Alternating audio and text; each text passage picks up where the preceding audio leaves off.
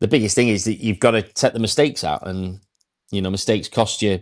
When you're playing against your Bostons and your Port Vales, even though they're lower divisions, your mistakes will cost you, because they'll jump on that and they'll keep going. So when they're playing against their own peers at their same age, then they're thereabouts. They're all physically pretty much the same. And they're not far off. But as I said before, the biggest step is getting into that men's football, and having the manager to be a person who trusts you against playing against Liverpool and playing against more, Salah or whoever it will be in the Premier League. You have to have the confidence as a manager to put that person in against them, and that's where the problem comes with under 21 football for me. The old system which we used to have, I still think it wasn't broken. I thought it was a very good system. I still think that the players developed more. I think we got personally more homegrown talent coming through as well through that, instead of having to go abroad and bring people in through it, which is what your Chelseas and other teams do. You've always got an exception. The kid at Arsenal, 15, 16-year-old, you can see how good he is already. The biggest problem for him is keeping his feet on the ground and doing that for another 5 years, and he's still only 20. And that's the thing. These kids are 20, 21 now, and it's like, that's where you want it to be. You want to play in that first team, and it's a very difficult step from youth team into that. It was a very difficult step, I have to say, from my point of view, from going from, playing on a Saturday morning in the youth team to then playing on a Wednesday night in the reserve team. And then you look at your team sheets, and your team sheets have got 3 people who played on Saturday, or 4 people who played on Saturday for Liverpool or for Man United or for Man City, for whoever it will be, who you're up against. Or Port Vales were in our team, in our groups as well. So it's one of those, really. It's that step up, and I think that's what Johnny's come in to try and bring a little bit of experience in. And I do really like the idea. I'd like 2 of them of that age in that team.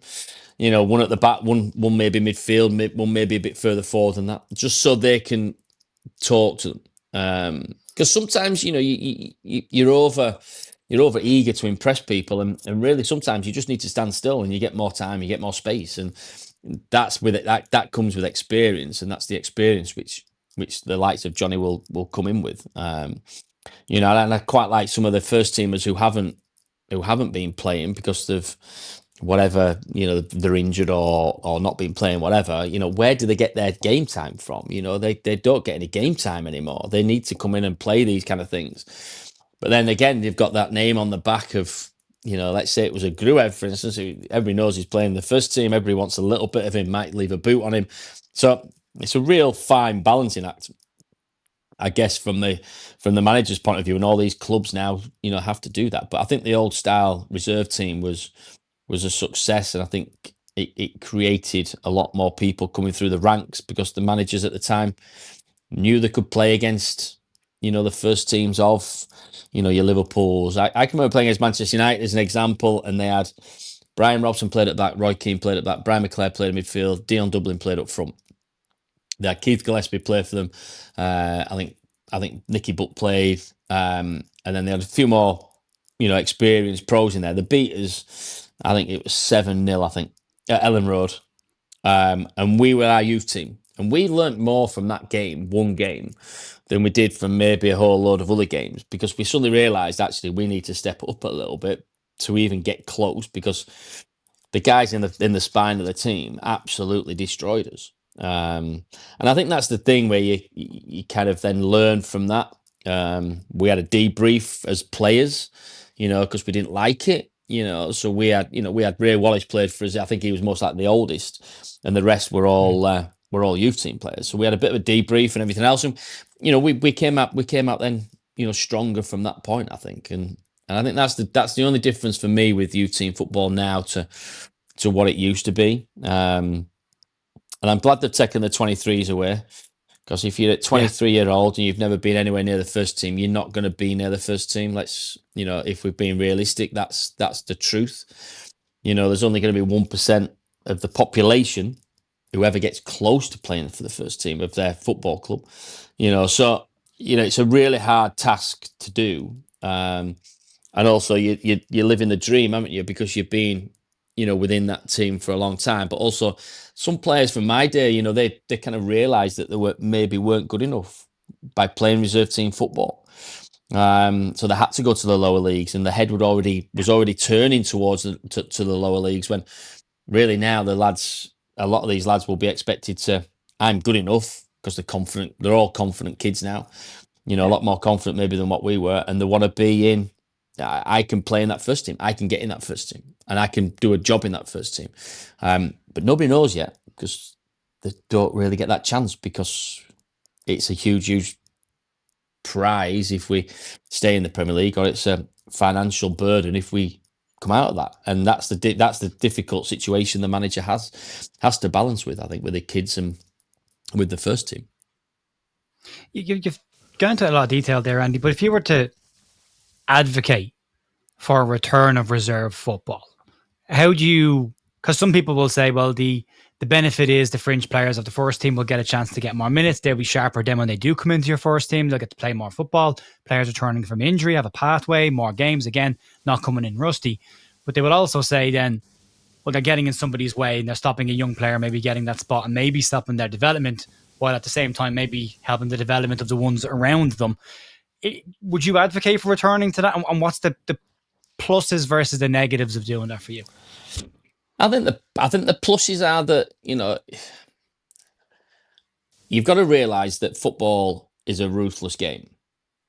And I think you've got to realise that the sooner you realise that, the better, really, as a person. There's no loyalty in football.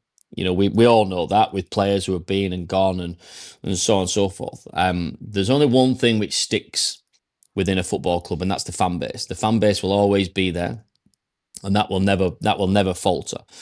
I think the problem you've got, if you open the Pontins League as an example back up, or the Reserve League back up again, the problems you've got is, you're absolutely right of what you're saying. You've got people who are not going to get games in that reserve team. Now, if you're looking on a different view and you go the ruthless view, well, if you're not getting a game in the reserve team, actually you're not good enough to be in the first team. So why we're paying your wages? And realistically, let's move you on. Let's send you out on loan. You look like you're good enough. I think Mahadi, as an example now, would be great to go out on loan. I think it would benefit him so much, as maybe a few of the other lads, but Mahadi in particular, I do think he would really benefit now from being out on loan for a season, and playing men's football, which is a bit lower down. There'll be somebody at Leeds who would follow that. So I think that's the kind of negative, is that some players are not going to get the chance, but on the same side of it is the positive from their point of view is they know that maybe a little bit earlier than what they do if they're in the under-21s. They can try and find another club. They can work out what they want to do. But I think as a club, negative-wise, there isn't any negatives, because all you're wanting to do is you're wanting to find 11 first-team players who are going to play week in, week out, with now, 8 or 9 subs. So you've got 25-man squad. So you've got your positives from a football point of view is that all you're really looking for is the next best 25 players you have for Leeds United, is what we're talking about. But that's also goes to every football club. There's going to be some who are in the periphery of that. There's going to be some who are around it, some who are going to be training with it. But if you have 30 people who are training with the first team, and 5 of them are the youth team kind of coming through, they're going to learn so much by playing with the first team. So I don't think there's that many negatives about bringing the next step, or bringing that step back in, if I'm being personal, from my point of view. And I think that the positives are that, a lot of these players will either thrive and really enjoy it, and they can show the manager that what they can do. But it's not also that manager, is it? It's not also Daniel Farke. again, we look at that. We look at the team here. I've got the team up in front of me here from when we played Aston Villa. You look at that team there. How many are going to play in the first team? Statistics tell you there's Harry Gray's obviously playing the first team. So let's say that's your 1% of that team, which is going to play in that first team.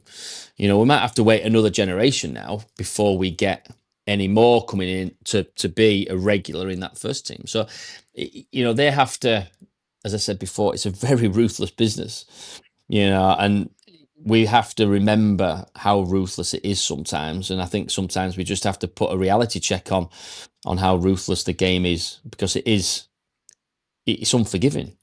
A new manager comes in, he might not fancy you. You might have played every game. I had it with George Graham. I played first 8-9 games under George Graham, and we played against Arsenal away, and we got battered. We had 8 or 9 man markers. Our centre, Ian Hart, played centre forward. He was man marking. I think it was Martin Keown at the time. Our centre halves were man marking their centre forwards. I was marking Patrick Vieira. It was his first season in the Premier League. I got dragged at half time. I never played again. That was my last game.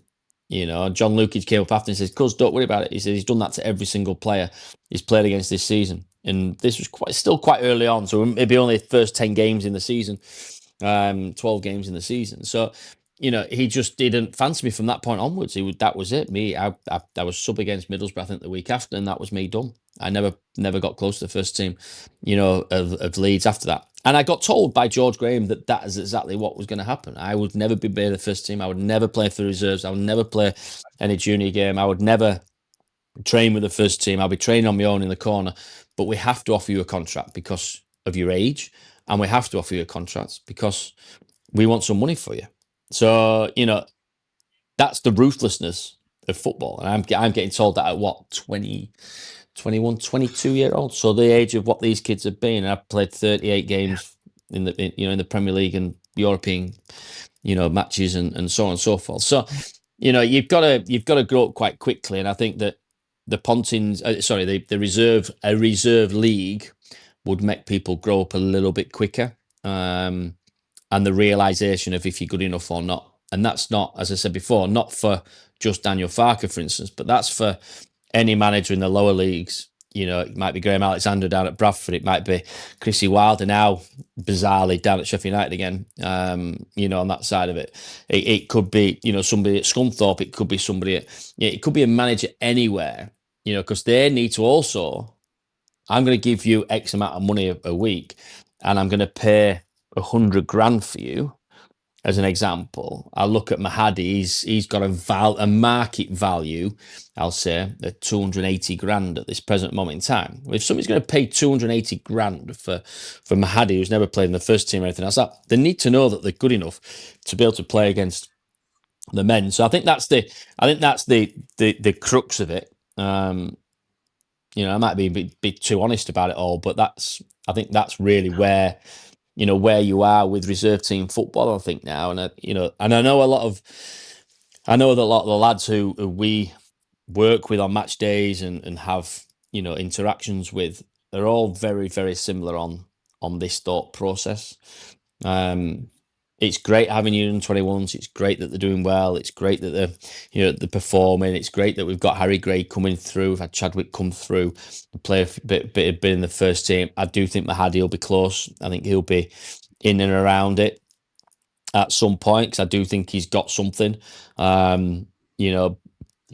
But then you kind of looking then of going, well, the rest have got a lot to prove still, going forward, but they're in the right place to improve. They're in the right place to get that side of it. But I'd just like to see some of the younger players now just to go out on loan, to a lower league. I was speaking to somebody on Sunday, and he knows somebody at Everton whose his kid's 17, I think. He's just gone on loan to I want to say Hyde or somewhere in the really lower leagues.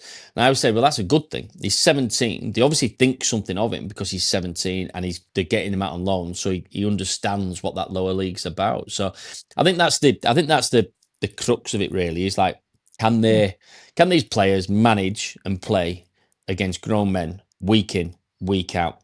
And if it's in the lower leagues, twice a week. Yeah, I don't think you're being too honest. I think it's a really good insight for people that don't understand what goes on, because I mean, at 20 years of age, to be told by George Graham what you were told is brutally honest. Like it's